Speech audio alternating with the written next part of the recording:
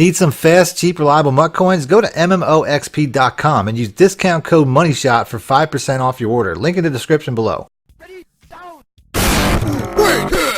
Welcome back, YouTubers and Madden fans. This is Mad Money Shot, sniffing out the Madden cheese as always. Got another gameplay video for you, though realistically this video is going to be more like a defensive tip video because I'm pretty much going to go over how to play defense, as many tips as I can give you on how to play defense in Madden 20. You know, I'm starting off, like I said, I try to put out some gameplays, and this is going to be somewhat of a live gameplay. It's a draft champions, which is typically the gameplay that I play the most because you can't really buy an advantage in this game. Although in this particular game, I have a pretty bad draft, to the point where I really feel like I probably have the inferior team. You'll see at the end when the drafting's done that I really don't end up with a very good team at all, but I'm still going to have a lights out shutdown defense, and I'm going to show you exactly how to do that in this game. Before I start the video though, I just want to thank my new sponsors at MMOXP.com. If you guys are looking to buy some coins for your MUT team, you can do that there, and you can support me by supporting them and buying your coins through them. And make sure to use discount code MONEYSHOT so they know that you came from my site, from my channel. Other than that, let's get into the video. So like I said, I didn't have a very good draft. My defense is only a 79, and if I didn't pick Aaron Donald at the end there, I can only imagine what it would have been. It probably would have been like a 77 or a 78. So I don't have a very good defense, but like I said, you're going to see through fundamentals, adjustments, and pretty much just knowing how to play defense, the tips I'm going to give you throughout this video, you're going to see how you can shut down pretty much any opponent regardless of your team. So that's pretty much the point of this vid. So starting off, I get to kick the ball off. I'm probably going to skip most of the offensive series because, like I said, that's not really what this is about. The playbook that I picked the Titans playbook because I just recently finished their ebook, and it was one of the larger books that I made. So typically when I'm picking a playbook, I just kind of go with one that I remember was a big playbook from the ebook that I did. So the Titans was the one that I picked, but I never actually thought it through as far as like what they have on defense and stuff like that. Luckily, they have my favorite play in the game this year. It's been my favorite play for a while. One of my favorite defenses out of the 3-3-5. I'll go ahead and I'll show it to you now. Like I said, this is recorded after the fact, so I'm watching myself play and talking about it after the fact. But the 3-3-5 wide Mike Blitz 0 is without a doubt my favorite defense. This thing stops just about anything, and it's adjustable to stop just about anything. So first thing I notice is that this guy's coming out in a 5 wide set. Now I can adjust this defense to do just about anything that I want. There's several different ways that I'm going to run it throughout this video. You might have already seen the breakdown video that I did of this defense. If you haven't, I'll put a link in the description so you can watch the full breakdown video on how to do the adjustments and whatnot. But I'm mostly going to treat this as a tip video. So basically, the first thing that I'm going to do is I want to look to see, to know how I want to adjust my defense to tailor to any opponent. I can run this 4 different ways. This particular play, I can pretty much run 4 different ways, maybe even 5, because you're going to see a couple of different adjustments that I do. I mean, this is a very adjustable defense that I can adjust it on the fly to whatever my opponent's doing. That's why I like it so much. That plus the run fits based off of, you know, the defensive linemen, how they're spread, and you know, certain things that you can only get through certain formations and certain alignments. So that's why I prefer to use this defense. But right off the bat, I know that because he has a 5 wide receiver set, there's only so many ways that I can run this to be effective, because I don't want to get caught with my pants down as far as having lack of coverage. There are steps to reading an offense the same way there are to reading a defense. And in this scenario, the first thing that you want to look at is what is their blocking situation. I mean, I could send all 6 of these. He only has 5 blockers. He's in an empty backfield. But if he has a running back, if he has a tight end, I have to account for that, and it'll change what I'm going to do on the defensive side based on having additional possible blockers. So here's in a 5 wide receiver set. So he's essentially putting himself in a position where he's going to have to throw the ball quickly or he's going to get sacked. So the next thing that I'm going to do is try to make some adjustments to create pressure. I have my choice if I want to send the 6th guy, but I know realistically he'd probably just hit me with some slants and I'd be in trouble. So I'm going to try to user the middle linebacker who's in a blitz, and I'm going to try to user him in a situation where I can, you know, basically cut off routes while my man coverages do their job.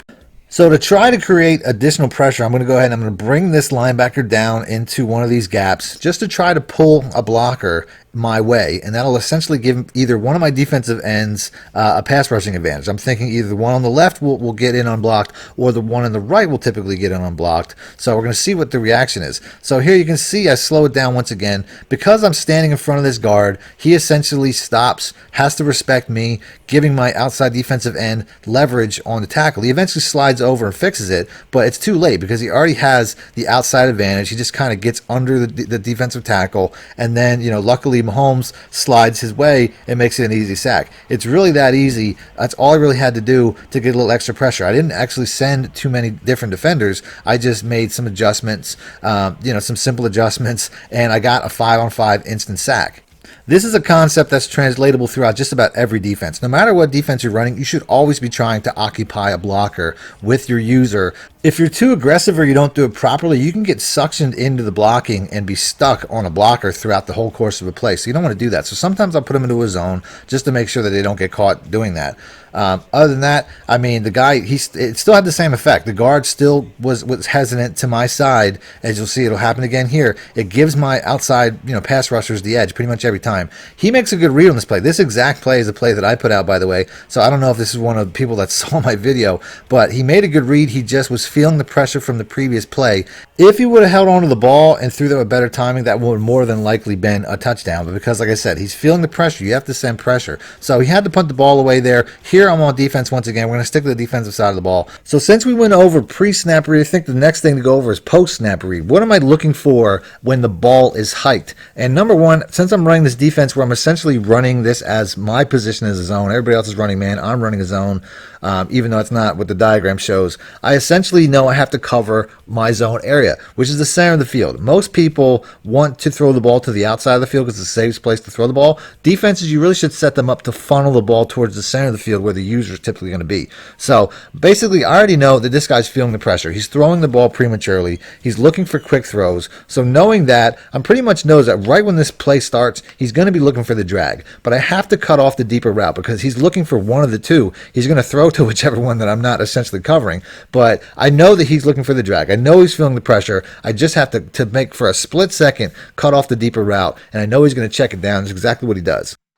And I know this because as a game is played and as a game plays out, you typically want to look for people's tendencies. And his tendency so far has been to get the ball out quickly because he's coming out in a lot of empty backfields and he's feeling the pressure from my defense. So I know that based off of that, his tendency is going to be to check it down. And sure enough, it does. I mean, I only give up a yard or two there. So I'll give that up over and over and over because he's not going to get a first down. So now we get a new look. He switches it up on me. He comes out in a two-back set, which is the first time he's done that. So I don't know if he's going to start blocking his running backs. I really don't know that yet.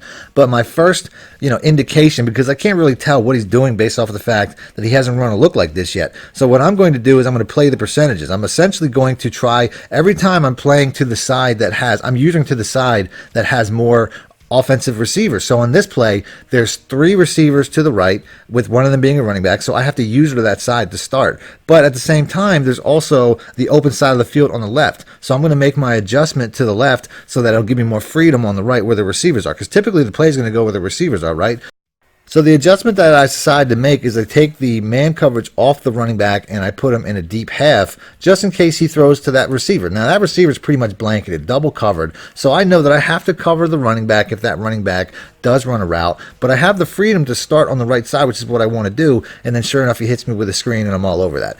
So that's the progression you want to make. When you don't know what your opponent's going to do, you play the percentages of the field, which is which side of the field has more receivers. Like right here, there's 3 on one side, so I'm going to use the side that has 3. But you also have to know that typically, a lot of times anyway, the play is going to go to the open side of the field because people want as much space as possible for the play to be successful. Now here's a play where I did not play the percentages. I actually took away an underneath route on a 3rd and 11. So that would be my third tip, which is you have to know the situation. So in this particular scenario, I leaned a little bit too much towards knowing his tendency to throw the drag, and I didn't pay attention to the situation being 3rd and 11. I tried to get too aggressive. I wanted to make a pick. Wanted to make a splash highlight reel play, and I went ahead and I messed it up because I didn't really play the situation. I have to know he's not going to get 11 yards on a drag. I have to essentially know that it's going to be better to take away the deeper route in that scenario. So to recap, really simply, starting off the game when you don't know what your opponent's running, play the percentages of the field. Then when you start learning your opponent's tendencies, then you want to tailor made your defense to that opponent's tendencies. Tendencies like where do they like to throw the ball? Do they like to throw deep? Do they like to throw over the middle? Do they like to throw outside? Do they like to throw short? Once you learn those tendencies, tailor make your defense to those tendencies. And then the last thing obviously would be know the situation. Here we are in a 3rd and 3 once again. I get overly aggressive. I send a 6-man blitz. The blitz gets through, but because I have to use the running back, it essentially gets me in a bad spot, and he just hits me with a drag over the middle once again. So once again, his tendencies are showing, but at the same time, I'm getting overly aggressive. So I say the 4th thing would probably be keep your emotions in check. Once he starts getting a couple of first downs on me, I make the mistake of getting too aggressive. Here I actually back off a little bit, and I use her once again. But in this scenario, you just get a little bit of bad match man luck as I get crossed up with the receiver, and that's the only thing that really gave him separation. But I was all over the drag once again. I picked the drag out perfectly, and I got it to the point where I wanted it, but because I got bumped off in a weird way, he got separation. No big deal. So here we go. Learning tendencies once again. 2nd and 1, he tries to run the ball. And since that run play failed, based off the fact that he came out in so many empty backfield situation sets, based on the fact that he's been passing most of the game, I know he's not going to do that again. He doesn't have as much faith in his run game as he does his passing game based off of what he's doing. So what I'm going to do to set up my defense, even though it's 3rd and 2 or 3rd and 3, I still have to be aware of the run. But like I said, I'm pretty darn sure that he's not going to do that. So I'm going to come out in the same defense. I'm going to set my defense up, once again, playing the percentages. I'm going to bring this safety down, even though he's manning this receiver. I'm going to bring him down to the box so that if he does run the ball, he's going to be there.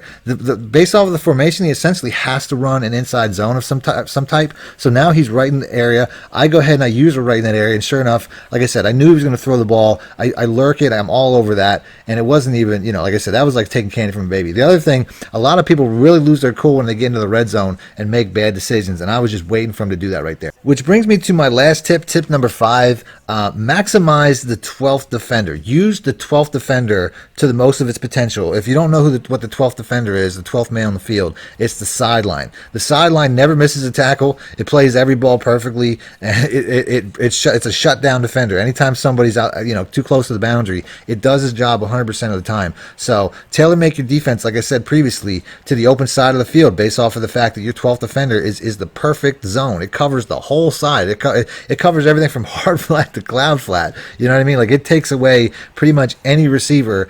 So typically be aware of the opposite side, because the 12th defender's got you. And you can see right there, I mean, that guy made a bad decision because he was worried about that 12th defender the closer he got to the red zone. A lot of people struggle in the red zone, because that 12th defender is the perfect defense. It's the perfect zone. It covers the entire length of the field. And so many people struggle against it. As you can see right here, he throws the ball too close to the sideline. It makes the play for me. I just basically have to be running behind him and let the 12th defender do its job. I'd say another bonus tip, without a doubt, is the best defense is a good offense. And basically, going back to when I was talking about situational football, putting pressure on your opponent by scoring points, scoring touchdowns rather than field goals. You can make a game a lot more predictable by putting your opponent in a bad position based off of the score. So 0-0, he can do pretty much whatever he wants. If he makes small mistakes, doesn't get first downs, he can kick the ball away. But down 7-0, it's a completely different story. Down 10-0, down 2 scores, down 14-0. It really makes your opponent predictable, which is essentially what you're trying to do throughout the course of the entire game. You want to make your opponent as predictable as possible. That's why a lot of people send heavy blitzes, because if you can get a guy in 2nd and 20, you can pretty much take away any opportunity of run plays, short passing plays. They have to go deep. If they get to 3rd and long, 4th and long, it's pretty easy to guess where the ball is going to go. You only have so many options to get first downs. So your goal is to make your opponent as predictable as possible, and things like putting up points, getting sacks, getting rushing yards for losses, anything you can do to put your opponent in as a predictable of a situation as possible is only going to increase your chances of playing effectively on defense. Anybody can convert 3rd and 1, 4th and 1. These are plays that people want to get into, especially if they get in like 2nd and 1, 2nd and 2. Their entire offensive playbook is going to be wide open. So you have to basically get your opponent to a point where they're forcing the ball deep like he did here. Which really brings me to my last point. Control your emotions when you're playing this game. This guy's only down 7-0, but you can tell that he's raging because he goes ahead and he quits. Down 7-0 at halftime. I don't even know if he gets the ball. He might even got the ball, but I frustrated him to the point where he couldn't handle that. So that's it. That's the video. If you guys want to see more play videos like this, more gameplays, more tip videos, do me a favor, hit the like button. I'll do that next. Other than that, thanks for watching, man. We should out. Need more help or just want to show your support? Then head over to my Patreon and join my team, where you can get exclusive content like ebooks and bonus plays, as well as early access to my vids and more. Link in the description below.